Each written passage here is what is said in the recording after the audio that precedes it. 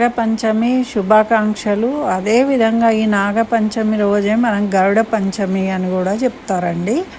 అయితే నాగులు గరుడు సోదరులు కాబట్టి ఈ గరుడ పంచమి రోజు చిన్నపిల్లలకు బాల అరిష్ట రోగాలు ఉంటాయి, గండాలు ఉంటాయి. చిన్నపిల్లల కంటే 10 సంవత్సరాల లోపు పిల్లలకు అనారోగ్య సమస్యలు వస్తూ ఉన్నట్టయితే వారి దోష నివారణకు ఈరోజు గరుడ పెరుమాళకు ఒక తెల్లని వస్త్రాన్ని సమర్పించి నెయ్యి దీపం వెలిగించి అక్కడే 3 ప్రదక్షిణాలు చేసి మరి గరుడ కవచం అని ఉంటుంది, దాన్ని 5 సార్లు పారాయణ చేసి మీరు చేయండి.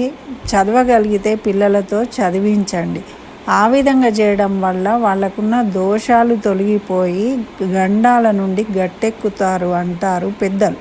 అందుకని అలా చేయండి, ఫలితాన్ని పొందండి.